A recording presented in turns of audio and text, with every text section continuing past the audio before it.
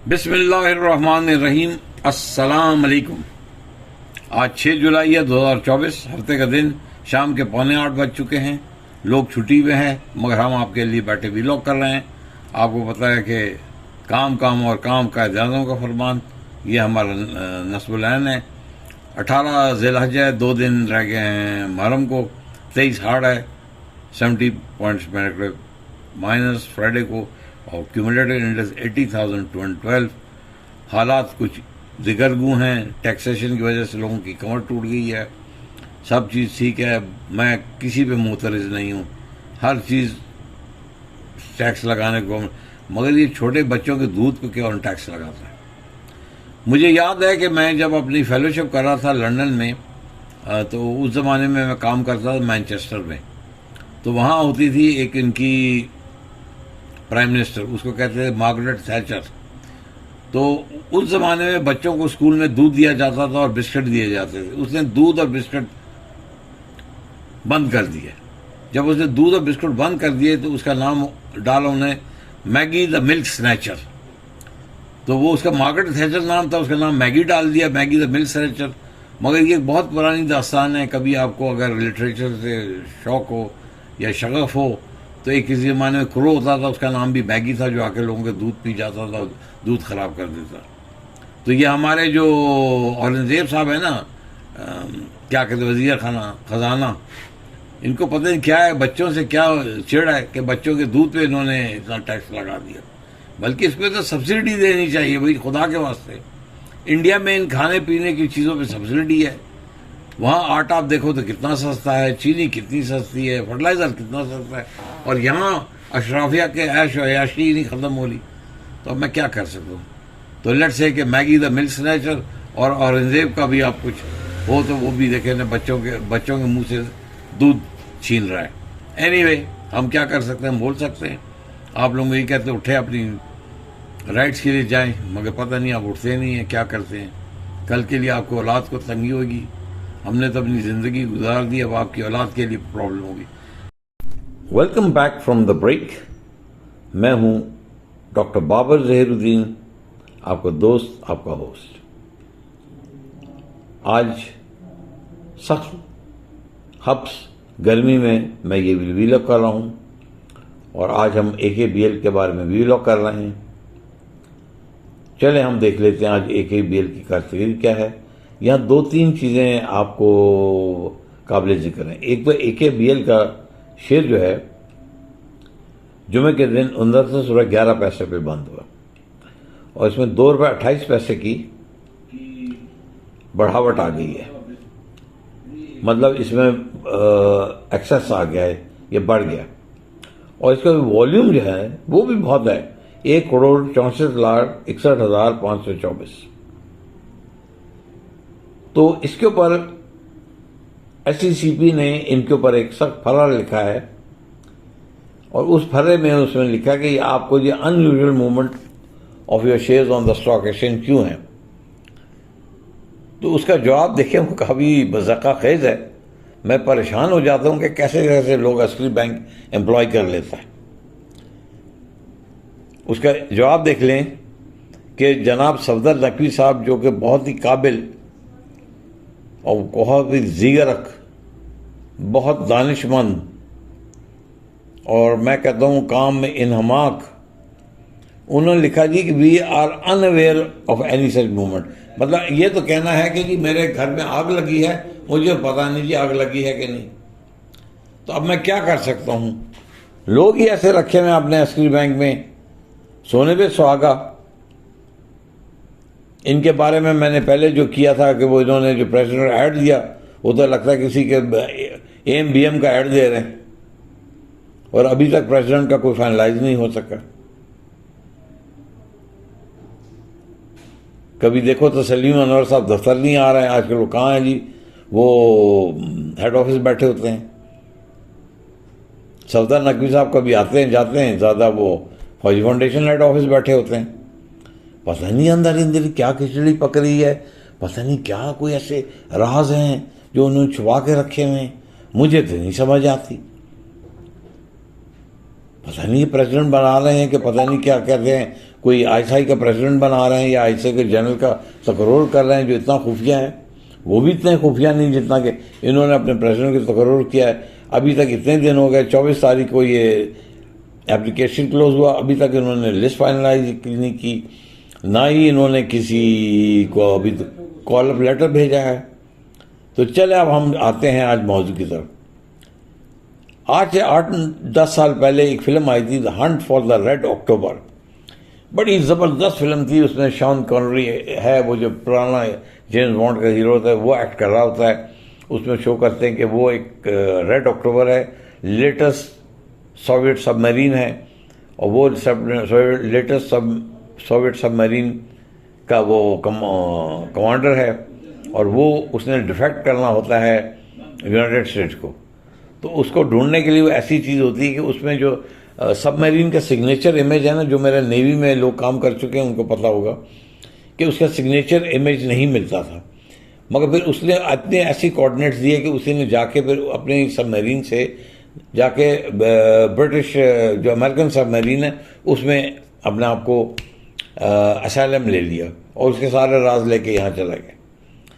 तो यहाँ भी कुछ ऐसी लगता है कि Hunt for the president of AKBL, president साहब के लिए हंटिंग शुरू हो गई है। पता नहीं क्या ढूंढ रहे हैं, किस तरह आदमी ढूंढ रहे हैं, क्योंकि एक तो वो पुरानी इनकी आदत है, खसलात है कि जो भी चले हुए कारतूस घर बैठे हुए लोग उनको रखते हैं।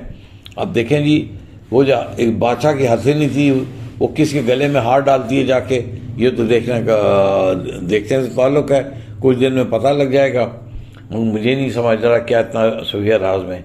अब किसी ब्रांच में मैं जाता हूँ, लोग मेरे इर्द गिर्द होते हैं, सर कौन बन रहा है प्रेसिडेंट, कौन बन रहा है प्रेसिडेंट। वो तो ऐसे रहते हैं कि जैसे फौजी फाउंडेशन के चेयरमैन मैं हूँ, मैं बनाऊँगा प्रेसिडेंट। भाई मैं कौन होता हूँ प्रेसिडेंट बनाने वाला, मैं तो कुछ भी नहीं हूँ। मैं तो यही कहता हूँ जो भी आए अच्छा आदमी है, बैंक के लिए अच्छा आदमी आए, बैंक के HR को ठीक करे। बैंक के HR का क्या हाल है, बैंक का HR का इतना हाल है कि कह के थक गया। अब्दुल समद ने अपने मर्जी के बंदे भर्ती किए हुए, उसकी भी कुछ मेरे पास इजाफी मालूमात आई है, उसके भी व्लॉग किसी दिन करूँगा। और देखिए कि वो अपना जेंडर हरासमेंट का केस हो चुका है, वो भी केस ये लोग हार चुके हैं, अपील में गए हैं। देखें अभी तक इन्होंने लोगों को फारिग किया है कि नहीं फारिग किया, वो तो बात की बात है। मगर एक जो चीज़ मैं आपकी तवज्जो मजबूल कराना चाहता हूँ कि बैंक में इंट्रिंसिक साइबर फ्रॉड्स बहुत ज़्यादा हो रहे हैं। मैंने बहुत दफ़ा इन लोगों को बोला है कि खुदा के वास्ते फायरवॉल अच्छा बनाएं और अपने लोगों को देखें, क्योंकि ये जो इंट्रिंसिक साइबर क्राइम है कि कभी एक आदमी कर ही नहीं सकता। इसको करने के लिए कम से कम 2-3 आदमी मौजूद हों, एक बैंक में ऑपरेशन आदमी मौजूद हो और बैक ऑफिस में CPU का आदमी मौजूद हो, ठीक है, तभी ये फ्रॉड हो सकता है। तो आज आपकी तवज्जो एक बहुत बड़े फ्रॉड की तरफ लेके आ रहा हूँ जो कि अक्सर हमारे ब्रांचेस में हो रहा है कि इस फ्रॉड की मैंने तवज्जो काफ़ी लोगों की है, मगर वो कहते हैं नहीं जी nothing on the part of the bank. तो कहीं से ये ब्रिगेडियर अकील का लेटर मेरे हाथ आ गया है। अब ये ब्रिगेडियर अकील का लेटर आप पढ़ लीजिए, देखिए उस बेचारे के साथ किस तरह ज्यादती हुई है कि उसका 1 टाइम पासवर्ड मांग के और उसको वेरिफिकेशन नहीं किया, हालांकि उसका जो अपना नंबर है वो रिस्पॉन्ड नहीं करता उसका, वो तो बैठा हुआ है लंदन में। उस बेचारे ने कहा भाई मुझे तो किसी ने बताया नहीं, खुद ही अंदर अंदर किसी ने मेरा नाम चेंज कर दिया, मेरा फ़ोन नंबर चेंज कर दिया, उस पर OTP भेज दिया, फिर उसको चेंज करके उसको तो साफ पता लगा जब आपने ATM कार्ड रिन्यू कराया तो वो कहते हैं this is not a valid number. तो बेचारे ने सारी कहानी लिख के जनरल हैदर को भेजिए, सबको भेजिए। मुझे पता है कुछ होना हुआ कुछ ही नहीं है। अरबों लोग खा गए इस बैंक का। AH इंटरनेशनल कराची में खा गया, जंजुआ साहब GHQ ब्रांच में इतने पैसे खा गए, वो बैठे हुए उन्होंने ऊपर जाके अपना हाईलैंड रिजॉर्ट बनाया हुआ है। कई के लोग फ्रॉड करके बैठे हुए, बैंक ने कुछ नहीं किया। फंसता तो बेचारा एक ऑपरेशन मैनेजर फंस जाता है या मासूम सा कोई कैशियर फंस जाता है। आपने आज तक जंजुआ के खिलाफ कोई काम किया?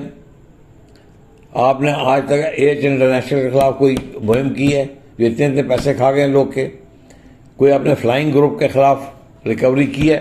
बहुत मेरे पास कहानी है, मैं क्या करूं? ये कहानी क्यों हो रही है? इस वास्ते के bank is headless, rudderless, directionless. इस वक्त बैंक को कौन चला रहा है? बैंक को सलीम अनवर साहब चला रहे हैं। वो तो बात मुंह से कोई बात ही नहीं करते, उनके कोई बात कराओ तो उनसे जवाब लेना ही मुश्किल है। मुझे तो एक चीज़ हैरानगी है, उन्होंने अपनी शादी के दिन हाँ कैसे की थी, क्योंकि कभी कोई बात करो 6 दफ़ा बात मैं पूछूं तो फिर मुझे जवाब मिलता उनसे। तो मैं खुद सोचने लगा कि इन्होंने शादी के दिन भी इसी तरह खामोश थे, उस दिन हाँ कैसे की मौलवी के सामने। चले, ये अजरा हमदर्दी, अजरा मजाक करे। ऐसे सलीम अनवर से मेरी बड़ी अच्छी दोस्ती है, मगर ये बात ये है कि अगर आपके पास इतने दिन से प्रेसिडेंट नहीं है तो फेलियर किसका है? आपके बोर्ड ऑफ डायरेक्टर्स का फेलियर है, जो अभी तक इन्होंने प्रेसिडेंट नहीं चुना। और हर आदमी प्रेसिडेंट के लिए चुन रहा है। जिससे बात करो, सर फलां आदमी की बॉडी लैंग्वेज बड़ी पॉजिटिव, सर फलां आदमी बड़ा पॉजिटिव जा रहा है, फलां आदमी को जी गेट की हिमायत है, फलां आदमी को जी अपारे की हिमायत है, फलां आदमी को जी स्टेट बैंक की हिमायत है, फलां आदमी को जी वो मेमन कम्युनिटी की हिमायत है, फलां आदमी को जी क्या कहते हैं जी अंगूठी की हिमायत है। ये सारी चीज़ें चामा गोलियाँ चल रही हैं। बैंक की एफिशिएंसी ख़त्म हो गई है। 30 कम से कम 50 से 60 आपके BMs की जगह खाली हैं। आपके क्या करते हैं, कोयटा में आपके एरिया मैनेजर्स में से देखें, जो रीजन मैनेजर्स की जगह खाली हो गई हैं। आप लोगों को तो घर ऐसे भेज देते हैं जिस तरह का चौराहे पे पुलिस वाला खड़े होकर लाल बत्ती के आगे आपको रोक देता है। तो इस तरह करेंगे, हर को लल में रखेंगे, चामा गोइयाँ होती रहेंगी। आप इस खुदा के वास्ते इस चामिया गोई को ख़त्म करें, ये बैंक के अंदर के फ्रॉड्स ख़त्म करें, लोगों का मोराल हाई करें, लोगों को सेंस ऑफ ओनरशिप दें, सेंस ऑफ रिस्पॉन्सिबिलिटी दें, सेंस ऑफ बिलोंगिंग दें। आपके HR वाले वहाँ बैठे रहते हैं, कभी वो कराची जा रहा है, कभी फिर आ रहा है, फिर जा रहा है, फिर मोहसिन नसानी की फ़ोन आ जाते हैं। अब मैं क्या पसंद, इतना कुछ लिख चुका हूँ, होता कुछ भी नहीं है। मगर फिर मुझे कहते हैं कि यार क्यों आप लिखते हैं? तो मैंने कहा इस वास्ते कि कल कोई मुझे पूछे कि आपने इतना कुछ होते हुए आपने अपनी सजाए एहतजाज बुलंद क्यों नहीं की, तो मैं ये कह सकता सर मैंने अपना काम कर दिया। वही एक बेंजामिन फ्रैंकलिन है, नहीं वॉल्टेयर की बड़ी फेमस है, the world never suffered because the tyranny of other people, because of the silence of the people who did not stood up for the question. तो खुदारा लिल्ला आप उठें, अपने हक के लिए उठें। मैं क्या कह सकता हूँ? मैं तो बार बार कह सकता हूँ, लिख सकता हूँ, और कुछ नहीं कर सकता। मेरे हाथ में और कुछ नहीं है। अगर ये मेरी वीलॉग आप लोग का मैं इतनी इसको वायरल करें, इतनी वायरल करें, दुनिया में फैल जाए ताकि ये अफसराने बाला को चली जाए, बोर्ड ऑफ डायरेक्टर्स में चली जाए। पता नहीं, कभी मैं रिंग करता हूँ किसी को तो आजकल मेरे फ़ोन भी लोग नहीं उठा रहे, फिर मेरा फ़ोन नहीं उठा रहे, मैं कुछ लिखना शुरू कर देता हूँ तो गिला आ जाते हैं, ये डॉक्टर साहब हमारे ख़िलाफ़ लिख रहे हैं। तो भाईजान आप मेरे फ़ोन उठा लिया करें, क्योंकि अच्छी रिपोर्टिंग वो होती है जिसमें दोनों साइड ऑफ द स्टोरी होनी चाहिए, वन साइड नहीं होनी चाहिए। तो अभी मैंने जो कुछ कहा तो मैंने हक़ाइक़ की बात की है।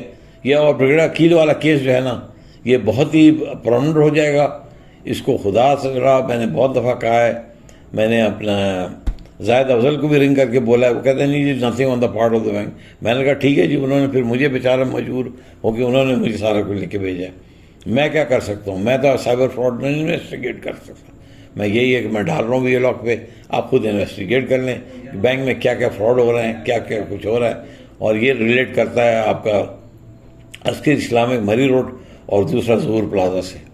यहाँ देखिए क्या कुछ हो रहा है, मज़े के BM साहब ने कैसे रखे हुए हैं। आपको अच्छे BM लेके आए हैं, लोगों को अच्छी तनख्वाह दें ताकि उनको आगे जाने के मौके मिले। आज तो बस यही होता है, सहमा कोई। हाँ, एक और बात जाते जाते, जनाब बड़ी अच्छी क्लोजिंग हुई। मैं पूरे हबीब बैंक हारकी को बहुत मुबारकबाद देना चाहता हूँ कि आपने 30 जून को बहुत अच्छे प्रॉफिट्स दिखाए, काम में दिखाए, साम में दिखाए, अपने रेमिटेंस में दिखाए, अपने हर चीज़ दिखाए। मगर भाईजान 5 तारीख को जब आपका क्यूमुलेटिव बैलेंस शीट खुला तो 60 से 70 अरब आप लॉकडाउन है। अब मुझे पता है, मैं उस वक्त की तारीफ देखूँ कि इस वक्त के आंसू बहाऊँ। मैं कुछ कह नहीं सकता। बहरहाल मैं तो आपको गोशगुजार कर रहा हूँ। मेरे ख्याल में मेरा वीलॉग लंबा हो रहा है, मैं आपसे इजाज़त चाहता हूँ। हमारा आज का वीलॉग कैसे लगा प्लीज़ कमेंट में ज़रूर बताइएगा। अपना ख्याल रखिएगा, इर्द गिर्द लोगों का ख्याल रखिएगा, हमारे चैनल का ख्याल रखिएगा, हमारे दूसरे चैनल का ख्याल रखिएगा। इंशाल्लाह जैसी भी प्रेसिडेंट की खबर हो हम ज़रूर वीलॉग करेंगे। प्लीज़ हमारे चैनल को लाइक करें, सब्सक्राइब करें और कमेंट ज़रूर किया करें और सोशल मीडिया पे शेयर कर दिया करें ताकि ज़्यादा से ज़्यादा ये वायरल हो। इंशाल्लाह जल्दी आपसे मुलाकात होगी। वस्सलातु वस्सलाम खातमुन नबीय्यीन।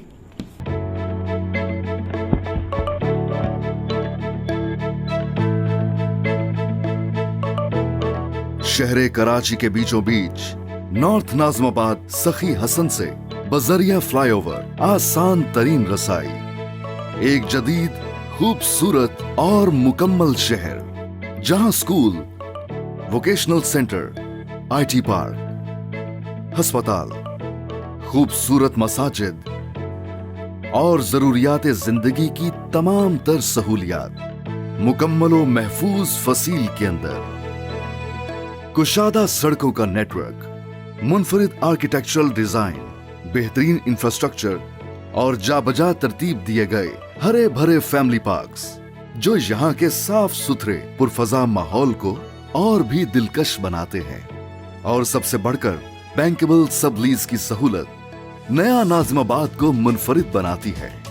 फेज 1 में 6000 से जायद घरों और प्लॉट्स की फराहमी का एजाज हासिल करने के बाद अब नया नाज़िमाबाद में तामीर होने वाले apartments, globe residency, signature tower, राहत रेजिडेंसी और पीस अपार्टमेंट्स जो बेहतरीन रिहाइश और सरमायाकारी के सुनहरे दौर का आगाज साबित हो रहे हैं।